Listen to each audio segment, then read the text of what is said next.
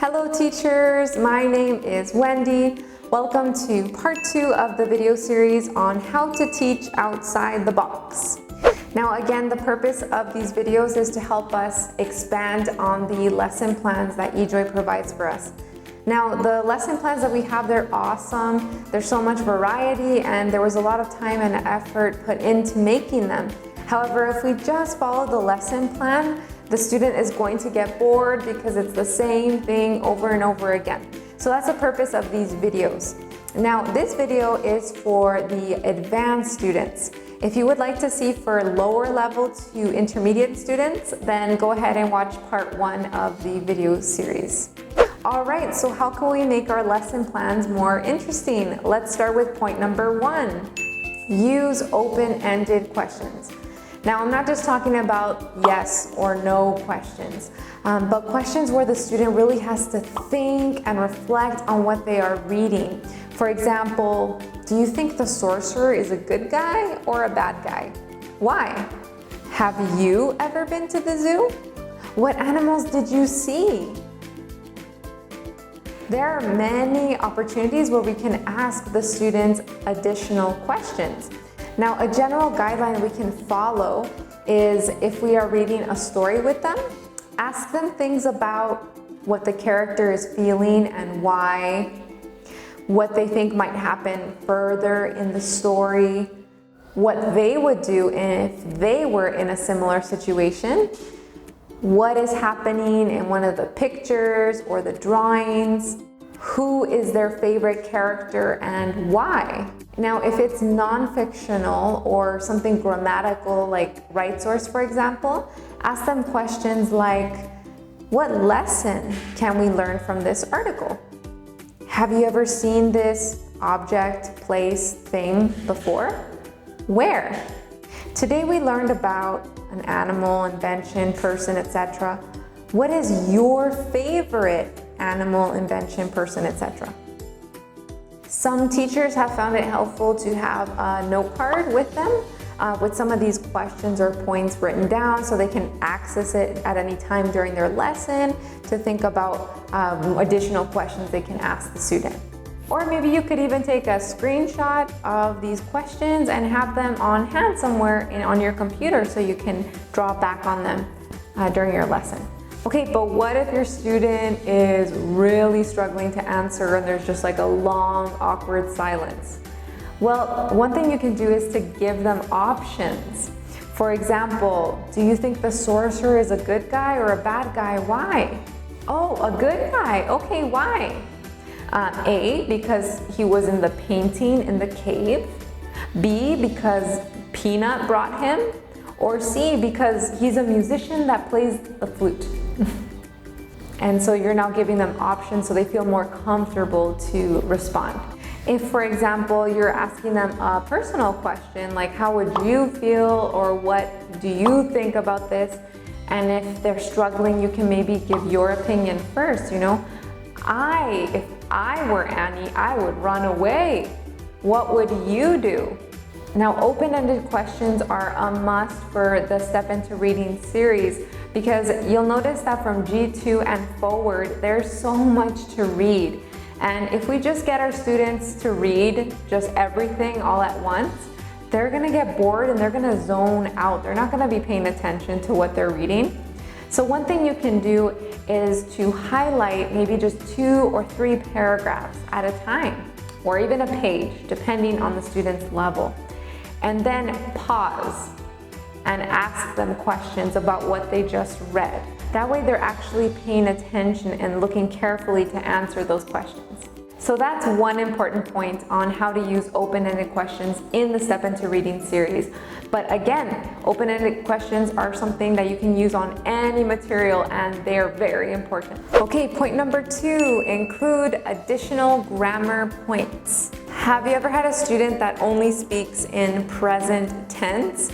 For example, you ask them, hey, how was your weekend? And they reply, it was good. I go to park. I play with family.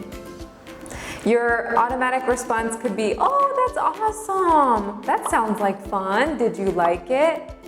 Yes, teacher, I like. very good. And we move on to our lesson. But don't let opportunities pass where you can correct the student's grammar. Now that being said, we don't want to be correcting them all the time because that's super discouraging for them. But our job as an English teacher is to help them improve or be aware of where they need to improve. Now something that I like to do when I notice that the student has made a mistake is I type out what they have replied. And then I start asking them questions. For example, when I asked you, how was your weekend?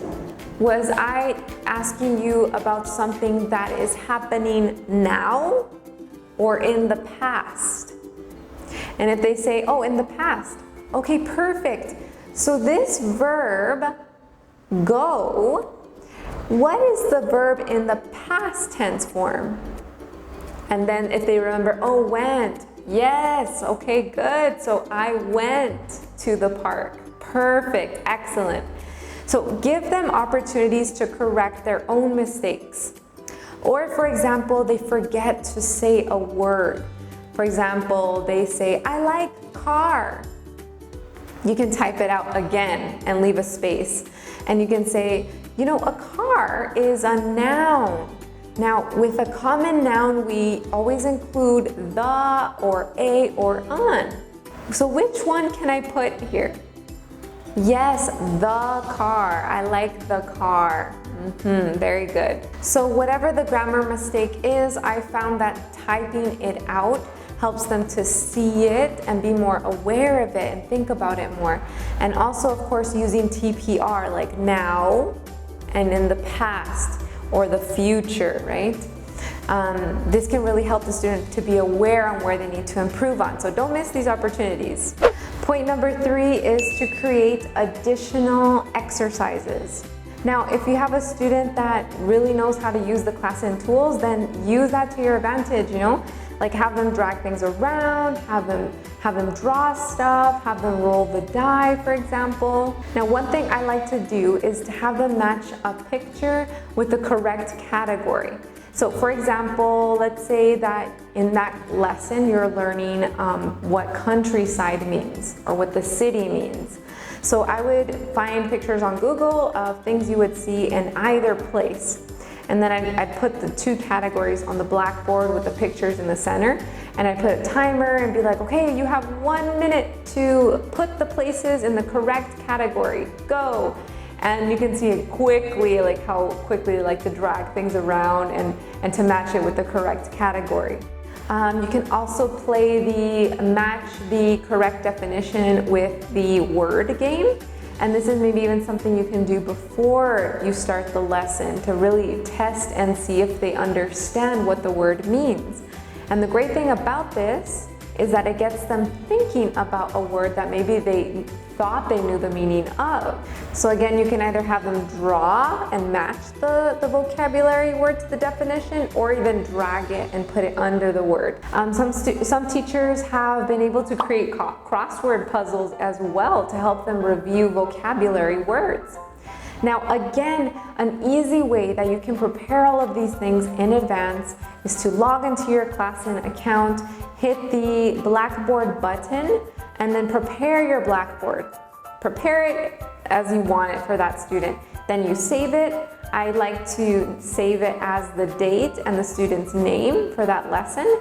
And then when the day comes that you have that lesson, you log into your class, then you open it up, and boom, everything's there. It's so simple and easy, and it makes your class that much more enjoyable.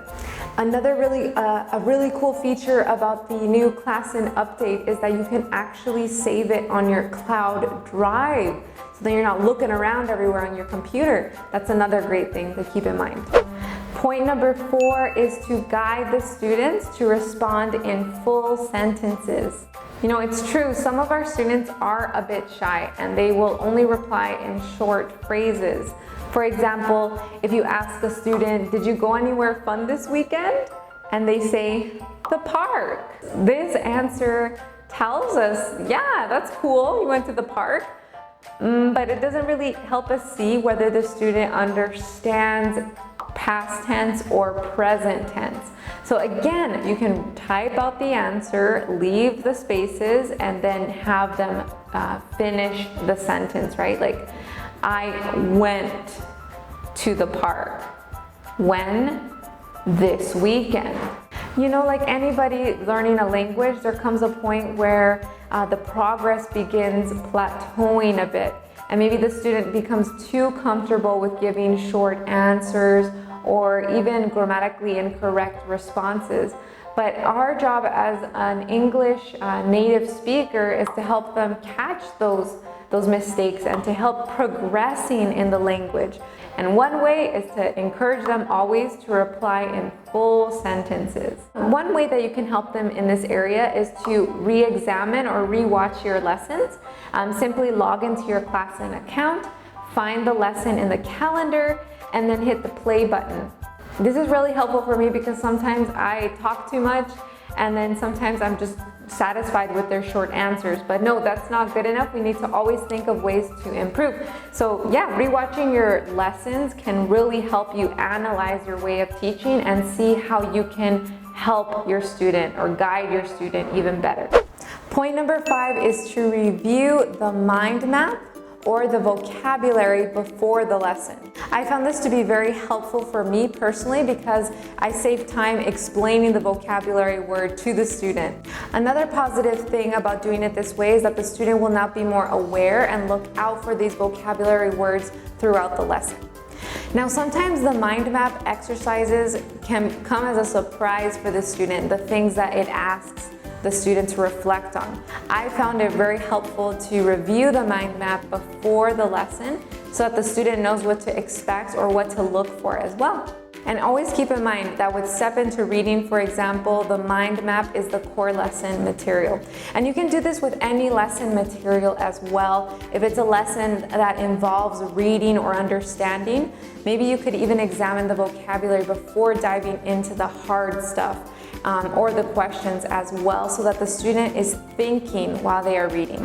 Thank you so much for watching this video. I really hope that it'll have positive effect on you and your students. And these are just some basic tips that we can apply to really teach outside the box.